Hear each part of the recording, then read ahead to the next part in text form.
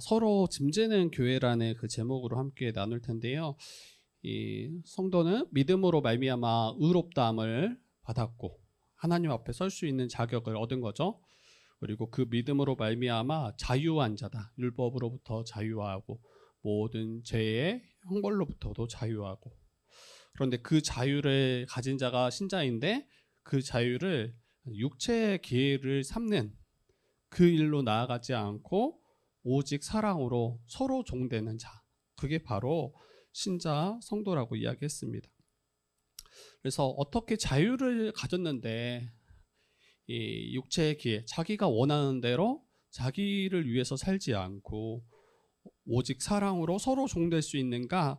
이것은 이제 우리 안에 거하시는 성령으로 말미암아 가능하다라고 이야기했어요. 성령의 인도하심을 따를 때 이 육체의 소욕을 욕심을 이루지 않을 수 있다라고 이야기했습니다. 성령으로 말미암아 열매를 맺어서 사랑하게 하고 기뻐하게 하고 화평하게 하고 오래 참게 하고 이러한 성령의 열매들이 우리의 가운데 맺혀짐으로 다른 일을 위해서 종될 수 있는 거죠. 서로가 서로를 위해서 종되어 살아가는 그런 존재가 바로 신자라고 했습니다. 이제 오늘 6장은 이 형제들 가운데 범죄한 일이 드러날 때 그때 어떻게 우리가 행해야 될지를 이야기하고 있어요. 그러니까 5장과의 연결을 생각해 보면 우리가 신자이고 또 성령을 따라 행함에도 불구하고 때로는 이 육체의 소욕을 따르는 또 자기 욕심과 자기만을 위해 살아가는 그러한 삶에 때로 넘어질 수 있음을 볼 수 있는 것 같아요. 왜냐하면 아직 예수께서 다시 오시지 않았죠. 모든 그 구원을 완성하신 것이 아니라 그 과정이 아직 남아 있는 거죠. 그렇기 때문에 믿음으로 의롭다함을 받은 신자들도 또 죄에 넘어질 위험이 곳곳에서 도사리고 있습니다. 성령을 받은 성도도 때로 죄된 본성에 막 끌려 살아갈 때가 있어요. 자기 욕심을 채우고자 범죄합니다.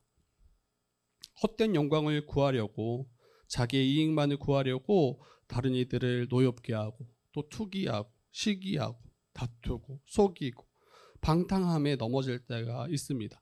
이제 그때 형제들이 이 죄가 드러날 때 그때 교회는 어떻게 행해야 될지 이것을 우리에게 가르치시고 또 있는 거죠. 그래서 1절, 2절 보니까 이렇게 이야기합니다. 우리 한번 1, 2절 같이 한번 읽어볼까요? 1, 2절 같이 한번 읽어보도록 하겠습니다. 시작.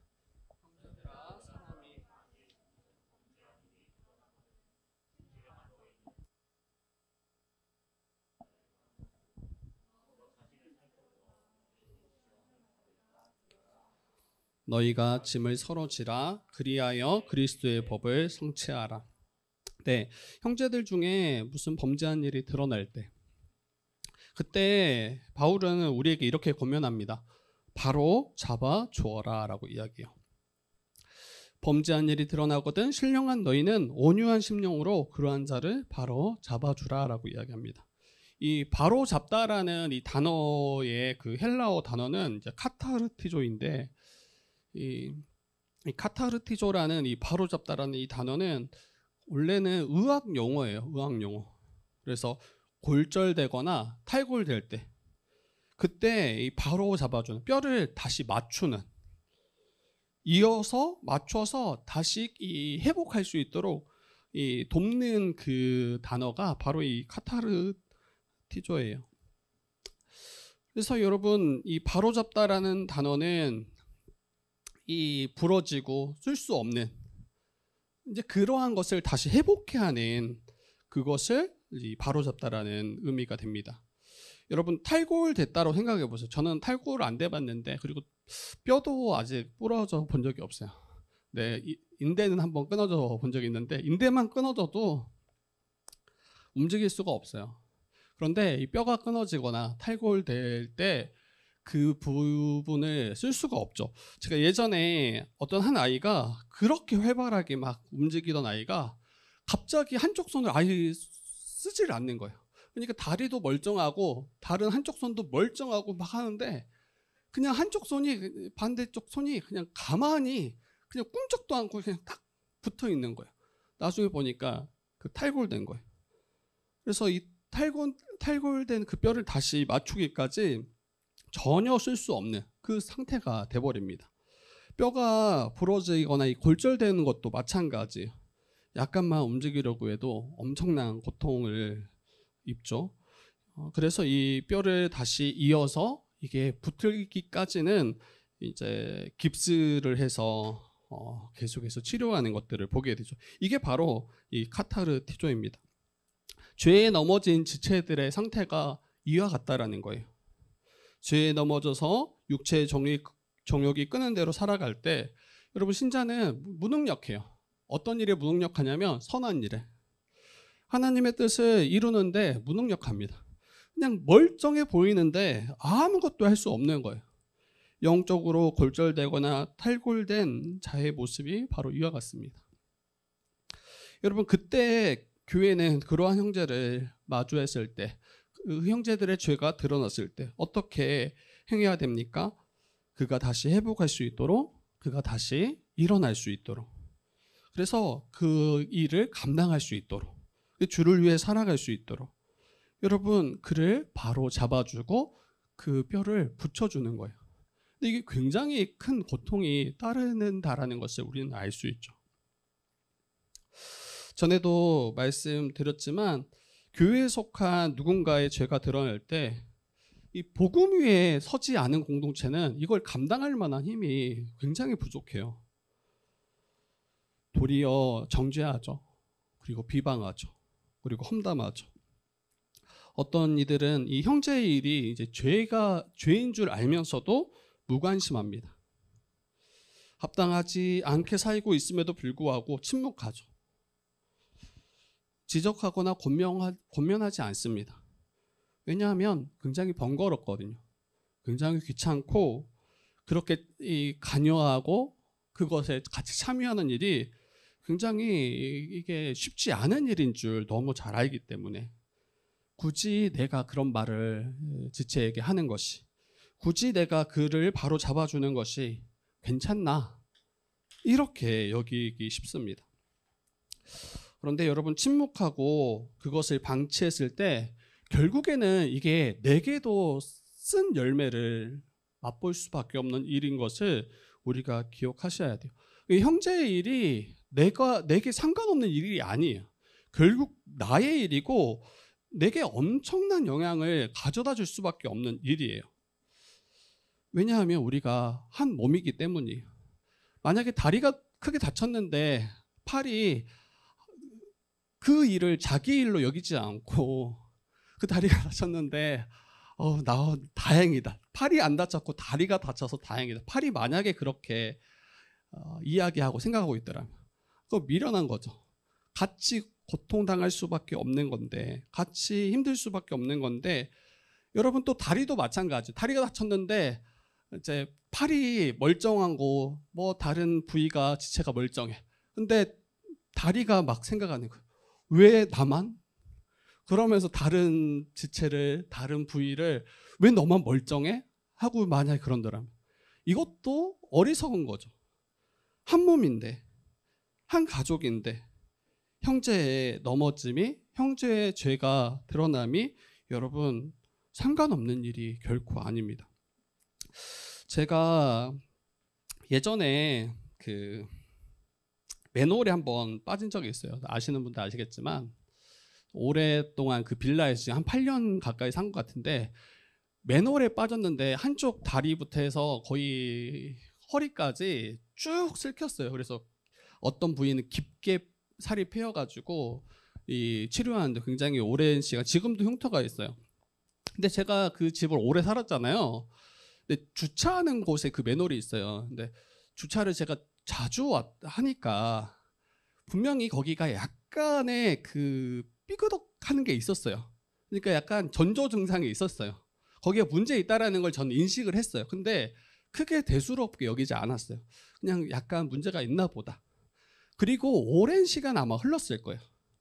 그리고 평상시와 같이 제가 주차를 하고 이제 집으로 올라가려고 하는데 그 맨홀을 딱 밟는 순간 그게 확 뒤집혀져 가지고 제가 그대로 빨려 들어갔습니다. 근데 덩치가 커서 다행히 살이 좀 넉넉해서 그게 쑥 들어가지 않고 제 몸이 딱 걸렸어요.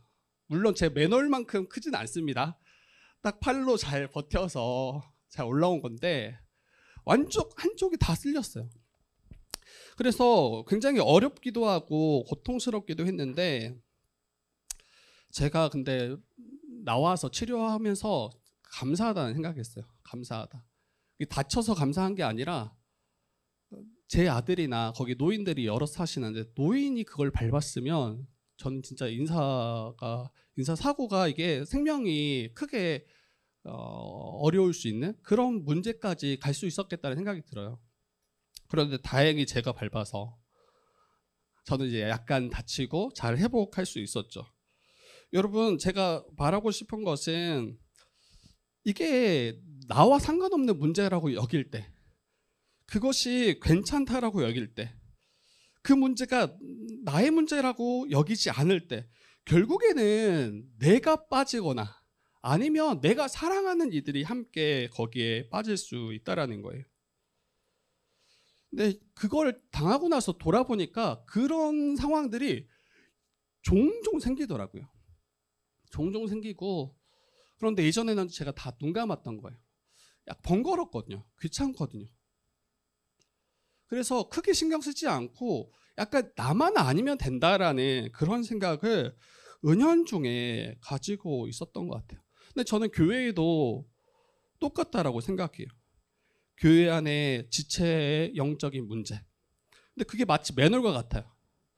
다들 거기를 밟지 않으면 괜찮아 보이잖아요. 그런데 어느 순간 누군가는 밟게 돼 있어요. 문제가 있을 때 여기에 그 맨홀에 깊숙이 빨려 들어가서 다 함께 고통할 수 있는 그 문제가 언제 터질지 모르는 거죠. 여러분, 지체의 범죄에 무관심하는 것은 단순히 그 지체 하나를 우리가 무관심하는 것이 아니라 나에 대해서 무관심한 것이고 나와 한 몸 된 나의 지체들을 무관심하는 것과 같아요. 왜냐하면 그를 나와 한 몸으로 여기지 않는 거죠. 그 지체의 문제를 나의 문제로 여기지 않는 거죠. 아까도 이야기했지만 우리의 신체의 일부가 아프고 나의 몸의 한 부분이 다쳤더라면, 여러분, 우리가 한 몸이라면, 내가 나의 몸으로 여긴다라면 다른 일을 제쳐두고서라도 그 부분을 치료하기 위해서 힘쓰죠. 물론 이제 저 같은 경우는 웬만히 아파서는 병원에 잘 안 가긴 해요. 요즘 병원 가야 되는데, 그런 거 말고 크게 다친다라면 다른 거 다 제쳐두고 병원 가죠. 진짜 아프더라면. 이처럼 다친 그러한 부분이 있더라면, 약한 부분이 있더라면 바로 잡아서 회복하도록 돕는 것, 이게 바로 우리 교회의 마땅한 모습입니다. 그리고 성도는 여러분, 권면 받을 때, 누군가 내게 지적하고 책망할 때 이것을 좀 감사하게 받을 수 있어야 돼요. 왜냐하면 이게 생명의 문제이기 때문에. 근데 굉장히 어렵죠. 유쾌하지 않아요, 그 일들이.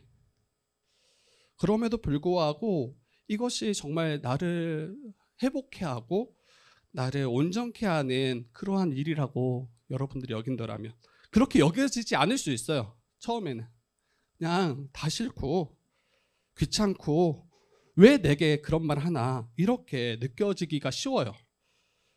그럼에도 불구하고 누군가 지체가 내게 권면한다라면, 정죄가 아니라, 여러분, 이건 진짜 큰 사랑이에요. 여러분, 권면으로 말미암아 내가 지금 뭔가 문제가 있다라는 걸 느끼기 시작해요. 내가 지금 영적으로 병들었구나라는 것을 느끼기 시작해요. 그리고 어떻게 이걸 치료할 수 있나 생각하기 시작합니다. 병이 있음에도 불구하고 치료받는 일을 관심 갖지 않고 그걸 방치하고 있더라면 여러분, 계속 거기는 골맞을 게 분명해요. 썩어져 갈 것이고, 오래 방치하면 어떻게 됩니까? 결국에는 불법적인 일에 대해서 돌이킬 수 없을 거예요. 잘라내거나 그럴 수밖에 없겠죠. 여러분, 그 전에 이 일을 관여하고 이것을 치료하는 일로 나아가는 게 이게 맞죠. 저는 이제 아들 선희를 키우면서 많이 배웠던 지점이 그런 지점이에요.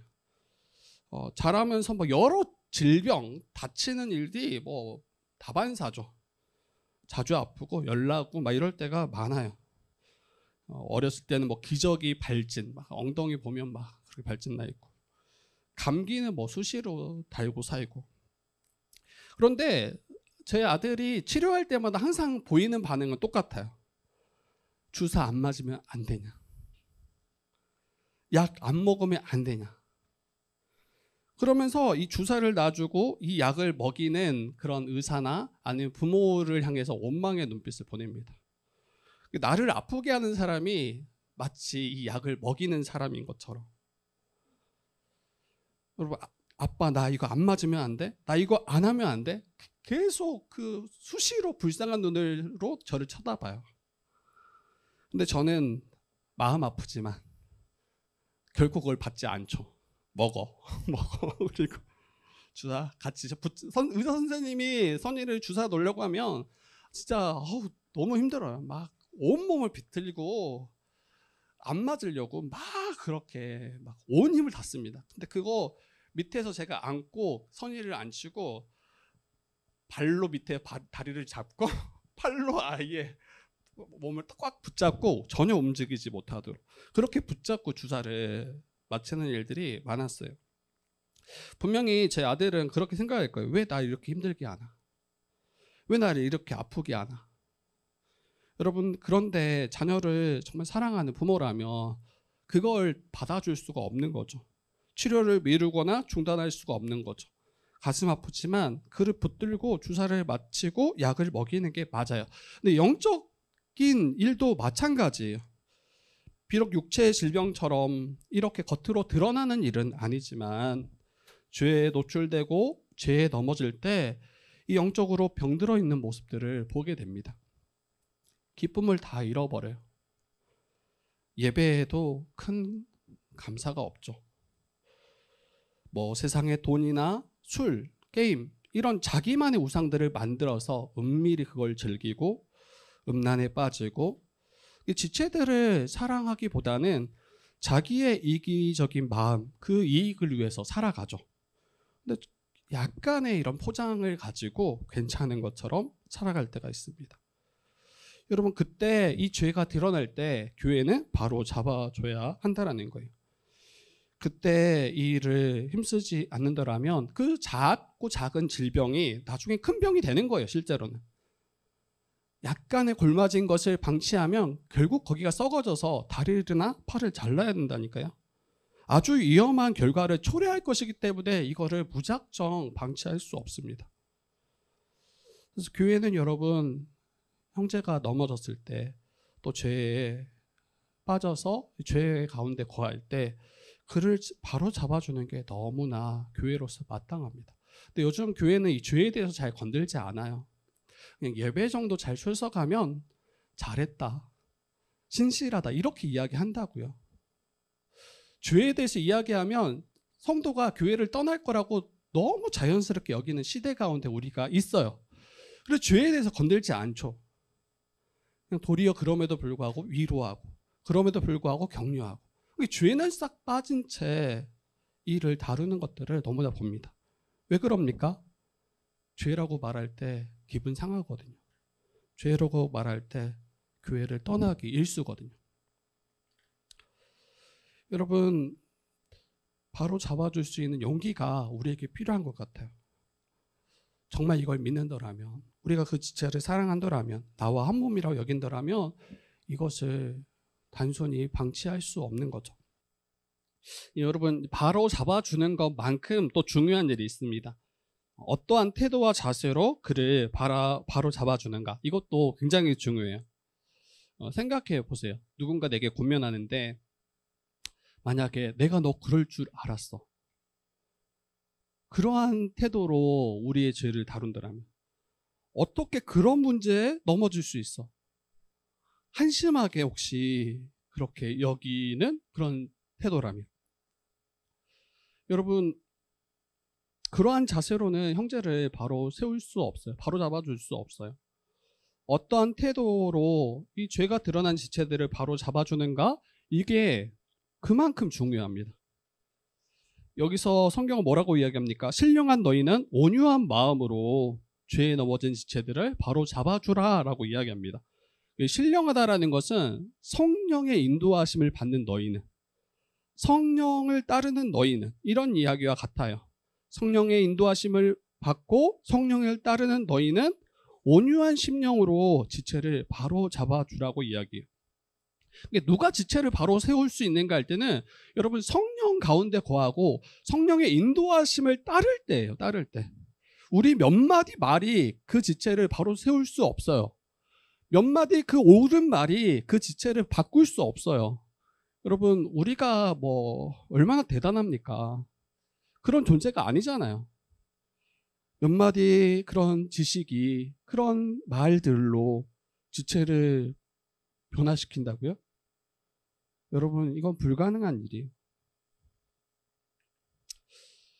그렇기 때문에 더더욱이나 성령을 따르고 성령의 도우심 가운데 그 지체를 품고 그를 위해서 기도함으로 우리가 이 죄를 다룰 수 있어야 하죠. 성령의 인도하심을 받는 자들은 어떤 열매를 맺는지 이미 배웠어요. 9가지 열매. 사랑으로, 또 감사와 기쁨 가운데, 오래 참음 가운데, 절제함 가운데. 여러분 그렇게 행할 때 지체를 얻는 거예요. 내 성격대로 하면 여러분 오래 참지 못하죠. 우리가 조금 수고하면 그것으로 많은 것을 얻기를 바라는 게 우리잖아요. 그러면 지체를 다 잃어버릴 수밖에 없어요. 여러분 온유한 마음으로 형제를 섬길 수 있어야 됩니다. 온유한 마음은 친절한 마음, 겸손한 마음, 거칠게 무례하게 대하지 않는 거예요. 지체가 넘어질 때 그것을 정죄함으로 깎아내리거나 험담하는 것으로 나아가지 않는 거예요. 그러니까 진짜 종이 한 장 차이 같아요. 종이 한 장 차이예요, 실제로. 지체에 대해서 우리가 염려하고 걱정하고 함께 그 부분에 대해서 다룰 수 있잖아요. 근데 험담과 비방과 또 정말 지체를 사랑하는 것과 이게 같은 이야기를 할 수 있지만 완전히 다른 결과를 만들어낼 수밖에 없죠. 죄로 넘어진 지체들을 권면하는 목적, 그게 뭡니까? 여러분 형제를 다시 회복시키고 그 형제를 얻기 위함이지, 내가 그 형제를 정죄함으로 내가 더 의롭다라고 나타내는 것, 이게 결코 우리의 목적이 아니죠. 죄에 넘어진 지체를 바로 잡을 때, 죄에 대하여 지적할 때, 고면할 때 여러분 아플 수밖에 없어요. 안 아프면 그게 더 이상한 거예요. 아픈 것 자체가 무례한 게 아니에요. 상대가 상처가 되고 아픈 게 이게 무례한 게 아니라, 여러분 의사가 환자를 치료할 때 아플 수밖에 없어요. 그 치료 과정은. 그런데 그 치료 과정 자체가 무례한 게 아니죠. 그럼에도 불구하고 어떤 의사는 그 환자가 찾아갔을 때 굉장히 무례하게, 불친절하게, 무시하면서 환자를 대하는 의사가 있는 반면에, 어떤 의사는 굉장히 친절하게 또 그 환자를 정말 위해서 이 치료를 하는 의사도 있죠. 그러니까 치료 과정은 아플 수밖에 없다. 근데 그 환자를 어떻게 대하는가, 그를 어떻게 치료하는가는 완전히 다른 이야기입니다. 근데 한 영혼을 다루는 문제라면 더더욱이나 사랑과 온유함으로 행하지 않는다면 여러분 한 영혼을 잃어버릴 가능성이 정말 커요. 온유한 마음 없이, 친절한 마음 없이 죄된 지체들을, 죄 가운데 거하는 지체들을 권면한다면, 아무리 옳은 말이라 할지라도 사랑 없는 권면은, 긍휼함 없는 권면은 여러분 죄로 넘어진 지체들을 건져낼 수 없습니다. 더 낙심케 될 거고요. 도리어 그 자기의 죄를 더 감추고 드러내지 않겠죠. 결과는 그 지체를 잃어버리게 될 거예요. 그래서 교회가 그런 분위기를 잘 만들었으면 좋겠어요. 죄가 드러나는 것 자체가 막 무서워서 벌벌 떠는 게 아니라 혹 죄가 드러나더라도 그를 친절하게 대하고 그를 품어줄 수 있는 분위기. 이게 교회의 분위기였으면 좋겠어요.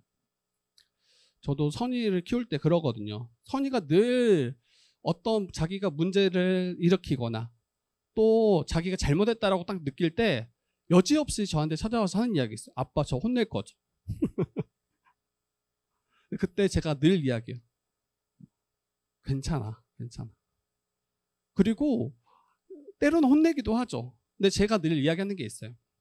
이게 잘못인지도 알고 제가 안 된다라고 이야기했음에도 불구하고 그러면서 행하는 거는 제가 혼낸다. 이렇게 이야기했어요. 근데 이 죄 자체를 감추거나 그것을 피하지 않도록 제가 무단히 선의를 그렇게 끌어줍니다. 여러분 죄에 넘어질 수 있어요. 저도 마찬가지고 여기에 죄에 자유로울 수 있는 사람이 한 사람도 없어요. 근데 그때 그 죄를 감추기에 급급한 게 아니라 자기의 죄를 때로 솔직하게 고백하고 도움을 요청하고 또 이것을 사랑으로 받을 수 있는 그런 분위기를 우리가 교회 가운데 만들어가면 좋겠어요.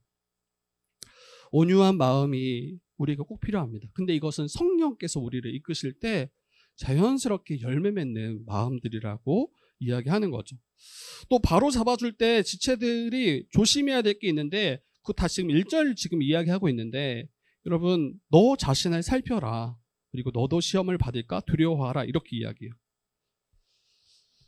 누군가 권면하고 누군가 바로 잡아줄 때 바울은 그러한 바로 잡는 그들을 향해서 이렇게 이야기해요. 너희도 시험에 넘어질까 조심하라. 너 자신을 살펴보아라 이렇게 이야기합니다. 왜냐하면 형제들이 넘어진 그 죄는 여러분 단순히 그 형제만의 문제가 아니에요. 그 문제는 지금 당장은 나와 상관없을 수 있는 것처럼 생각될 수 있지만 언젠가 내가 또 넘어질 수 있는 그 죄이기도 해요. 그리고 드러나지만 않았을 뿐 나 또한 가지고 있을 죄일 가능성도 굉장히 커요. 어떤 이들은 마치 자신은 어떤 죄에 전혀 넘어지지 않을 것처럼 그렇게 생각합니다. 근데 이건 진짜 어리석고 교만하죠. 자기가 정죄했던 그 문제에 나 또한 넘어져 있는 모습을 마주할 때가 여러분 상당히 많아요. 나는 결코 무너지지 않을 것처럼 그렇게 여겼던 그 문제에 대해서 내가 넘어져 있는 그 모습을 볼 때가 많습니다. 제가 이거 너무 값진 경험이긴 한데 너무 창피하기도 해요. 제가 온소일교회 청년부 리더그룹 모임 중에서 이렇게 하면 이제 알 분들 아는데 에베소서 4장 26절 분을 내어도 죄를 짓지 말며 해가 지도록 분을 품지 말고 마귀에게 틈을 주지 말라. 이게 제가 굉장히 거기 꽂혔어요. 그때 꽂혀가지고 정말 거의 한 20분 뭐 가량 정도 계속 이 말씀이 어떤지 막 한참 나눴어요. 근데 한참 이거 가르치고 아직 안 끝났어. 제가 그거 계속 이야기하고 계속 묵상하고 지체들과 같이 나누고 있었는데 한 지체가 이제 목사님 이제 좀 넘어가면 안 될까요? 딱 이야기를 저한테 한 거예요. 그때 분이 나더라고요. 분을 내지 말라고 그렇게 한 20-30분 동안 계속 이야기했는데 그 지체의 그 말이 제가 이제 무례하다고 제가 느꼈던 거예요. 그러면서 제 분을 그 자리에서 막 내고 있었어요. 그래서 얼마나 민망했던지 정말. 여러분 이게 우리의 모습일 수 있는 거죠. 여기 있는 모두가 죄에 넘어질 수 있는 그런 존재라는 것을 잊지 말았으면 좋겠어요. 우리가 권면하고 바로잡기 위해 했던 그 문제가 그 지체만의 문제가 결코 아니고 이게 나의 문제일 수 있다는 것도 잊지 않았으면 좋겠어요. 그러면 우월한 마음이 들 수 없어요. 교만한 마음이 우리 안에 들 수 없어요. 그것을 향해서 단순히 비방하고 험담하는 것으로 나아가지 않습니다. 지체에 넘어진 자리, 그 자리가 내가 넘어질 수 있는 자리임을 알고 그러면서 나 또한 그 자리에 넘어지지 않도록 경계하고 무단히 힘쓰는 것, 은혜를 구하는 것, 이게 바로 우리의 자세여야 합니다. 그리고 형제들이 넘어진 죄의 자리 또한 넘어질 수 있음을 방금 나눴더라면 공동체 안에서 그러면 어떻게 서로를 대할 것인가가 2절이죠. 너희가 짐을 서로 지라. 어떤 형제의 죄가 드러날 때 그 형제의 짐을 함께 짊어질 수 있어야 됩니다. 여기서 말하는 짐은 여러분 혼자서는 짊어질 수 없는 굉장히 무거운 짐을 말하는 것 같아요. 어떤 죄의 짐은 여러분 홀로 짊어질 수 없어요. 이 무거운 짐이 계속 우리를 억누르고 또 억눌러서 스스로는 일어날 수 없을 정도로 그렇게 억누르는 그 죄의 짐이 있습니다. 굉장히 답답하죠. 굉장히 막막하죠. 벗어나고 싶은데, 일어나고 싶은데 할 수 없는 거예요. 그러다 보면 이런 시간들이 지속되면 어떻게 됩니까? 다 그냥 내려놓고 싶어요. 다 무용하다, 쓸데없다, 신앙도 다 포기하고 싶어질 때가 있습니다. 이 죄가 계속 억누를 때. 여러분, 그때 우리에게 허락하신 은혜가 한몸된 지체들이에요. 지체들이 형제의 짐을 나의 짐으로 여기고 함께 짊어지는 것. 근데 여기서 함께 짊어진다라고 할 때 그 죄에 참여하고 함께 가담하라는 뜻은 당연히 아니죠. 여기서 짐을 함께 짊어진다라는 것은 그 죄를 형제로 하여금 깨닫게 하고 그 죄에 돌이켜서 다시 회복할 수 있도록 그것을 돕는, 이게 바로 형제의 짐을 함께 짊어지는 것, 그 의미입니다. 죄로 인해서 무너져 있는 이들 중에 어떤 이들은 이게 죄가 죄인지도 인식 못하는 분도 있고, 어떤 이들은 죄로 인식했지만 돌이킬 마음이 없는 분도 있고, 왜 이게 문제야? 그리고 어떤 이들은 이게 죄로 인식함에도 불구하고 자기 힘으로 이걸 벗어날 수 없어서 끙끙대며 고통스러워하는 분들도 있어요. 다양한 모습들이 있는 거예요.